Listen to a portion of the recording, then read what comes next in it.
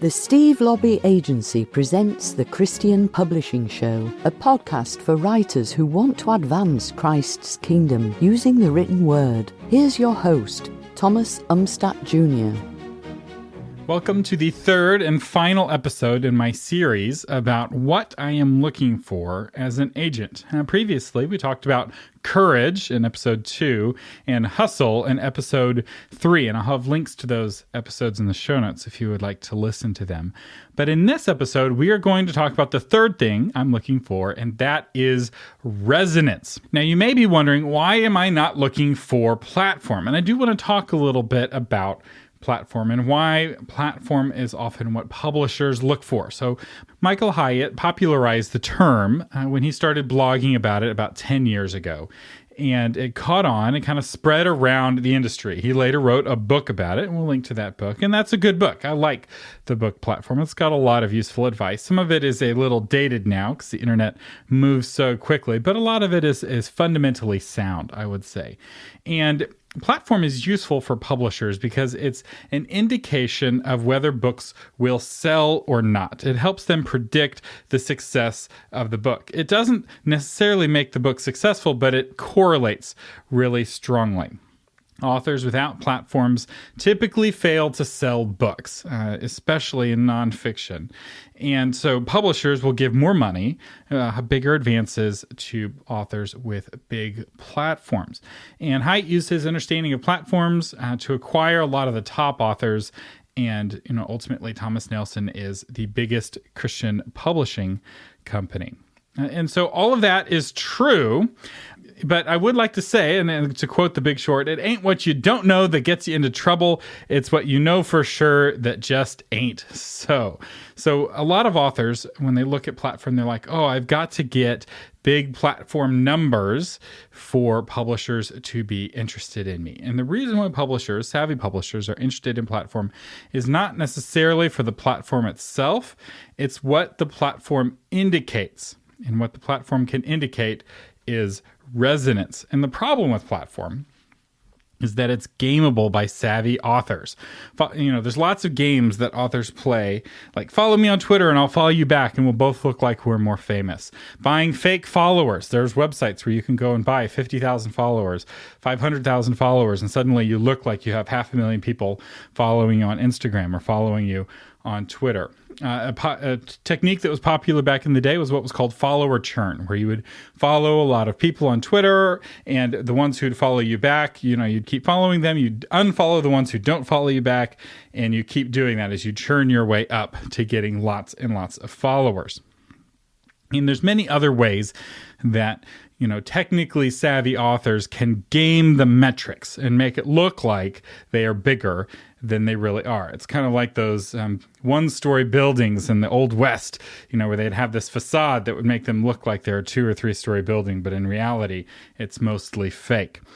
The other thing about platform, especially as I've seen it used recently, is that it focuses too much on social media. It focuses on Instagram, on Facebook, and Twitter, and the very obvious, numbers. And I think that is a mistake because it fails to account for engagement. It fails to account for passion. Engagement is really difficult to measure on social media without expensive tools.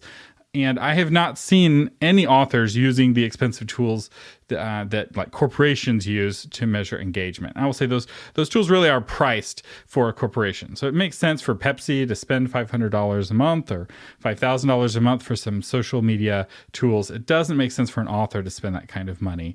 And so often the tools aren't available or, they're prohibitively expensive. Even $50 a month seems like a lot of money for social media measurement services.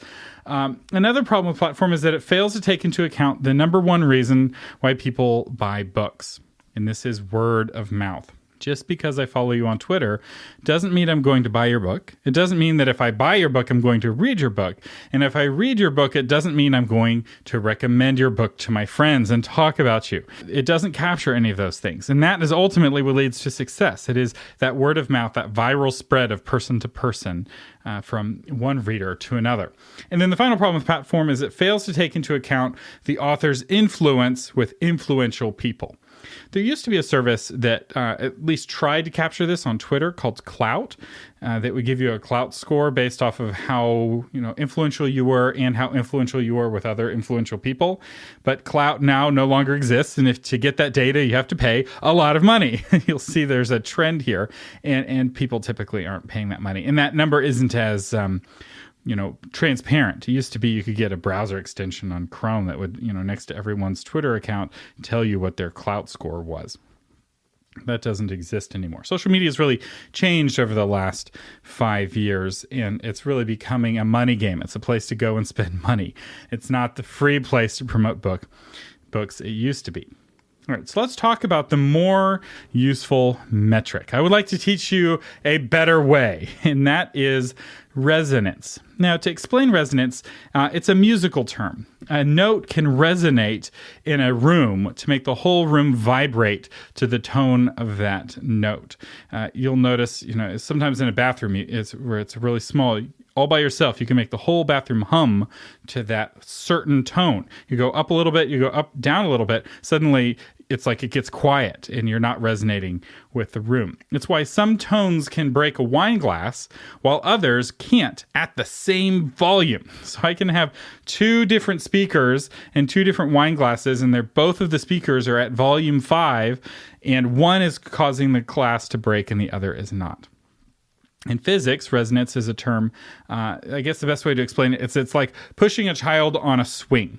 So if you resonate with the frequency of the swing, you're pushing the child as she swings away from you. You're encouraging the swing to go in the direction that it's already wanting to go. If you get that frequency wrong, your push just happens and there's no child to push, or even worse, you push the child off the swing or the child knocks you over. So being in sync, being in resonance is really important. And as a novelist, you have resonance when your story resonates with the story going on in someone's heart, where they feel like your story, the one that you're writing, is their story in some way. They see themselves as Luke Skywalker. They see themselves as your protagonist or as somebody else in your story. And you're pushing them in the direction they are already wanting to go on the swing. In nonfiction, you have resonance when someone says, yes, that's what I've been feeling recently. I've been feeling the same way. This is what I saw with my blog post that went viral, had 1 million views in just a few weeks. The number one comment was, yes, I've been feeling the same way. I'm glad someone said something. That is an indication of resonance. And that's why my blog, which went from 2,000 views in a month to 1 million views in a month. That's a huge jump. And it's a jump because finally I wrote something that resonated with a certain community. Now, I'm going to be using a term called zeitgeist in this episode, and I thought it would be a good idea to define it. So zeitgeist is the general intellectual, moral, and cultural climate of an era, according to Merriam-Webster Dictionary. And I do want to apologize. The word zeitgeist is super pretentious. I realize that. The problem is there's just no better word. So forgive me as we talk about resonance and zeitgeist. So there's 3 kinds of authors. The first is authors without resonance. This is most authors, and they are out of tune with the music around them. Most especially this is true with authors who don't have a lot of sales. So often the lack of sales can be explained by a lack of resonance. They're just not singing quite the right music, and maybe they're just out of tune a little bit. But that's actually worse in some ways if you listen to music that's out of tune a little bit than music that's out of tune a lot. These are authors who are out of sync with the zeitgeist, as we would say, or they're pushing and there's no swing in front of them to push. Their timing is just off. The second group of authors are authors with resonance. They're in tune with the music around them. They're in sync with the zeitgeist. They're pushing the swing in the direction that it's already going. And these are the kinds of authors who typically and regularly write best-selling books. They are grooving with the music. They hear the music, and what they are making is in tune with the music that everyone else is singing.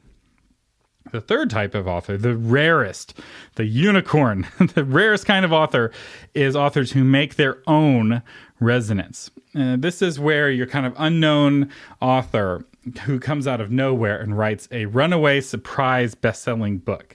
These are authors who change the zeitgeist. They cause people around them to sing a different tune or to change the way they sing their tune. They are pushing the swing right before it's about to change directions. And this is very hard to predict ahead of time. It's really hard. As an agent, I wish I had this crystal ball and I could see where culture is going to be in a year, where, the church is going to be in a year. And it's hard.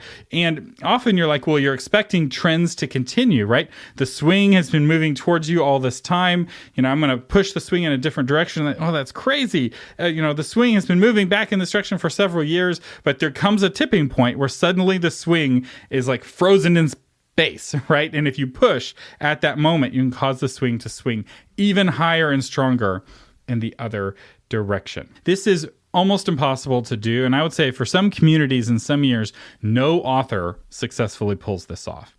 So it's very, very rare.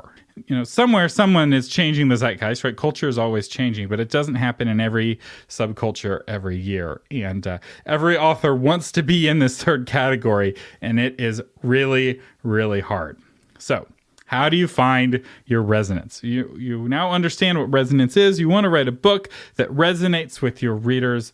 How do you do it? Well, I've got 3 things that kind of comprise resonance. And these are the 3 things I'm looking for in a resonant author. And the first one is that resonance is about timing. Culture changes over time. You don't want to be too early and you're out of step with the zeitgeist, where you're pushing the girl off the swing, right? You have to wait for that swing to climax, to get to its highest point before you start to push. Too late and you're cliche. You're pushing after the swing has already left, and it just, what you say gets lost in the noise. And very often there'll be some book that's very innovative, very kind of groundbreaking. And then very quickly, you'll have lots of books that come afterwards who are trying to ride on its coattails. And you can have books that are successful, even that ride on those coattails if they're quick enough and they're fast enough. And then you have the millions of books that come after that are just kind of noise in that cliche because the swing has already swung past. And this is why it's so important to read books in your genre. More on that in a bit. All right, the second element of resonance is about audience. Each community vibrates at its own frequency. Each culture and subculture sings its own music. And we live in a country with, millions of subcultures, and they're all singing different music. The kind of women who walk into a Lifeway looking for a certain kind of book to buy are singing a very specific kind of music, and they are different than the kind of person who's going on Amazon Kindle looking for a book to buy. And I can show you in the stats that the kinds of people buying Kindles are buying different books than the kinds of people buying paperbacks at Lifeway. They're singing different music. The Christians buying books on Amazon, the Christians buying books at Lifeway are singing music that's somewhat in tune with itself, as opposed to somebody who's going to, some new age bookstore and buying a book or looking for new age books on Amazon. There's many, many subcultures, and you don't want to be in sync with all of them, and you can't, right? You have to pick a key. You have to sing in a certain key, and you have to be in sync with a certain community, and being in sync with that community means not being in sync with every community. You have to watch the motion of a specific swing in order to push at the right time. Saying your book is for everyone is like standing at a bank of swings trying to push all of the swings at the same time. And if you've ever watched kids swinging on a swing set, they're all going at different rates, and that won't work. You have to pick a community. You have to pick a niche. You have to pick an audience that you're trying to thrill. And it's hard, but you can't resonate with every community. Being in sync with one means you're not in sync with others. And women in nursing homes and men on basketball teams don't read the same books. What will thrill one will not thrill the other. And this is really hard, especially for beginning authors. They often pick, audiences for their books that are incredibly broad. They're trying to push the whole bank of swings. But what is the path to success is to pick a single swing, get that swing really moving, and get all the other swings that will want to swing with that swing. You need to know who your book is not for. You need to know who you're okay if they are unhappy with your book. I was talking with an author recently who had an atheist do a video about how terrible this author was and how terrible this author's ideas were. Well, if you're a Christian author writing for Christians about Christian topics, the fact that atheists don't like what you have to say shouldn't matter. They're not going to buy your book. They're not your audience. In fact, it can be an indication that you are saying the right things if they are being made angry.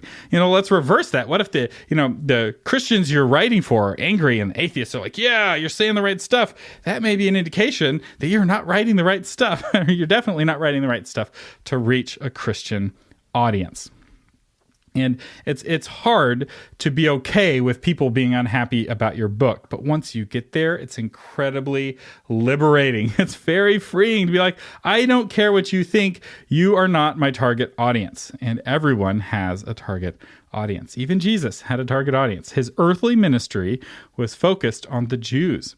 When a Gentile woman came to him asking for help, he said, I'm not here to talk to the dogs. I'm here to talk to the children. And, a lot of people are like, why would he say that? But the reality was he knew that he had to focus on the Jews, and more specifically on the 5,000, and more specifically on the 72, and more specifically on the 12 who went with him everywhere, and more specifically than that, on the 3, Peter, James, and John, that were in on his uttermost secrets, right? And that focus is what ultimately led to the gospel resonating around the earth. The 3 encouraged the 12, who encouraged the 3,000, who went from Jerusalem to Samaria to the uttermost parts of the world. And focus requires trusting that God will raise up someone else to reach the people that you are not reaching. Jesus had to trust that God was going to raise up Paul and Apollos and the others to take the gospel into the Gentile world. He interacted with a few Gentiles here and there, but there's no indication that I can find in Scripture that he ever set foot in a Gentile house. And it was, the woman, to finish the story, the story, she's like, yes, but even the dogs get the crumbs from the table, and Jesus healed her daughter. But he had that focus, and that was good and loving that he had that focus. And so you are not better than Jesus. If Jesus had to focus his earthly ministry, you are going to need to focus your earthly ministry. The next thing about audience is that you need to join the community you want to reach.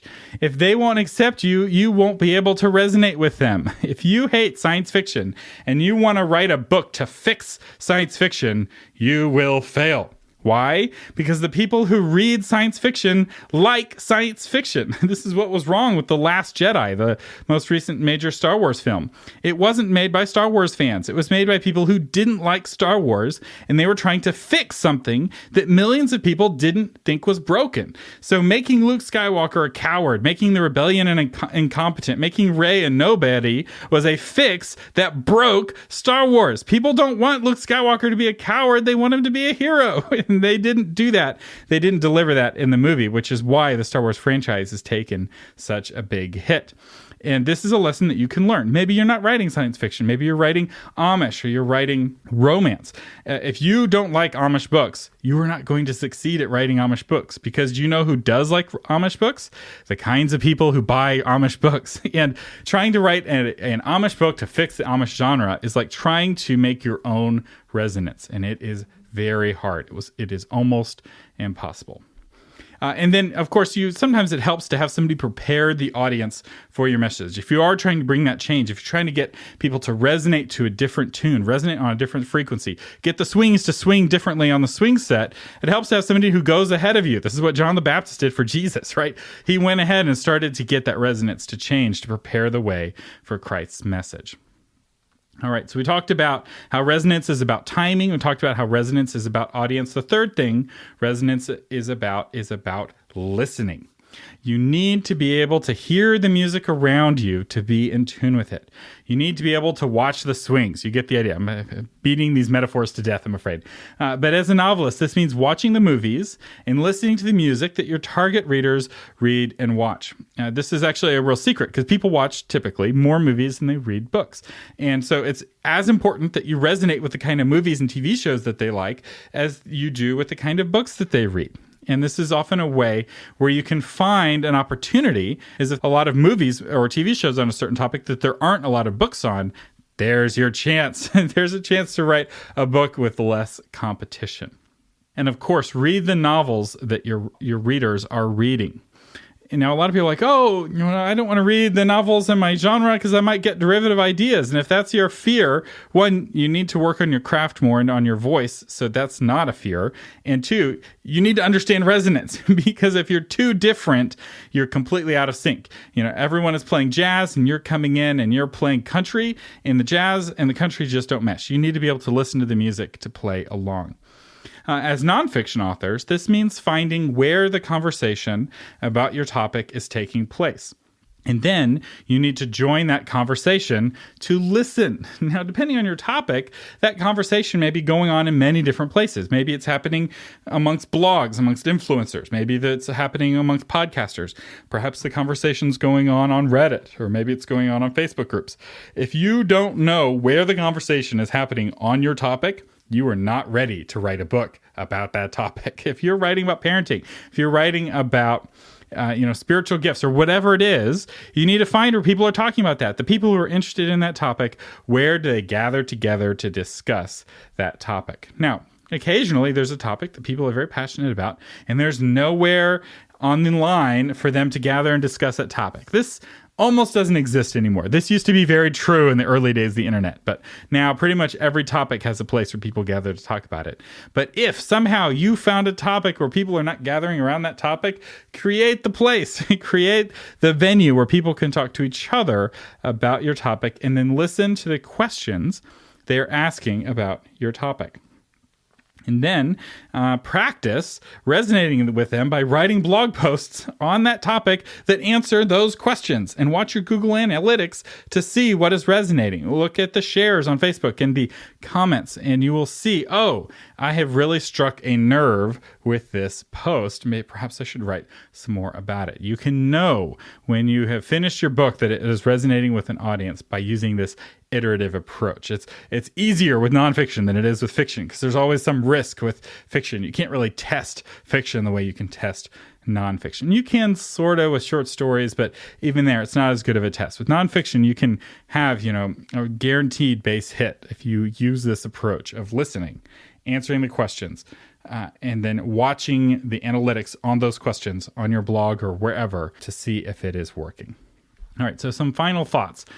Resonance is so much more than how many people follow you on social media. You can have a lot of followers, but that doesn't mean that you have resonance. And while platform can be a sign of resonance, it is not how you make resonance happen.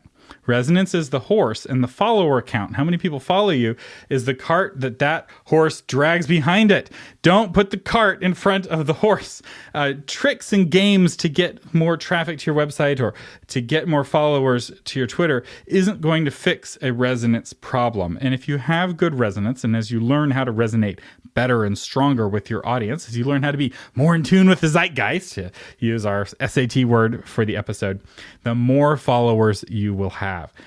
You will have what Jesus experienced. He talked with Andrew, and his message of the kingdom so resonated with Andrew that he ran and grabbed his brother, Peter, and said, "You've got to meet this man that I just met," right? It's the same thing that happened with the woman at the well. She resonated with Jesus' message, and she ran to her town and said, "You've got to come and meet this man who told me everything I ever did." And she drags her whole town out to see Jesus, and he ends up spending 2 days there. That is resonance. And you can have that if you're willing to take the humble path that requires listening. And ultimately, if you want to write the kind of books that people want to read, you need to write the kind of books that people want to read. That seems axiomatic, but a lot of authors think that they're the exception. They're like, I want to write the story that's on my heart. I just want to do what I want to do, and I don't care if it's what other people want. And I think that that's a very selfish approach. You need to find where you can be true to yourself, but also resonate with the world around you. And as you learn who you are, as you learn what your story is, what your song is, you will find the people who are singing similar music or whose song can resonate with your song. And when you find that, that's where you find your power. That's where you find your success. Trying to make your song work for a group of people that don't sing that kind of music is the path to frustration. I think a lot of frustrated authors, that's what's happening, is that they don't have the resonance, and they're complaining or they're frustrated that the world isn't resonating with them. And it's either that they're not listening to the music around them or they're just singing to the wrong audience. There's music that I love that my wife does not love, and vice versa. And it's the same with novels. It's the same with nonfiction works. The key to resonance is to reach beyond yourself, to have a servant's heart. Do you want followers? What do you have to do? Jesus gave us the answer. If you want to be first, you must serve. You must be last. Believe it or not, Jesus' instructions still apply in the world of social media and online technology. It's still about service. Authors who write from a selfish place rarely have the vision to see how the swings around them are moving. And once you're willing to walk the selfless path, the humble path, you can see the swings and learn how and when to push them to see publishing succeed for you. Love to hear what your thoughts. Feel free to leave a comment below. Our sponsor today is, as always, the Christian Writers Institute. And our session of the day is Platform with special guest Michael Hyatt. This is an hour-long conversation that I had with Hyatt right after his book came out in 2012. While this is an older talk, it's only $5 right now on the Christian Writers Institute. And if you use the coupon code podcast, you can save an additional 10%. That's your key coupon code, podcast. Anything we mention here on the show, you can save 10% with the coupon code podcast at christianwritersinstitute.com. And this concludes my three-part series of the three things that I'm looking for as an agent. So I'm looking for courage, resonance, and hustle. And of course, we will have links to those other two episodes in the show notes. I'm Thomas Umstattd Jr. Thank you so much for listening.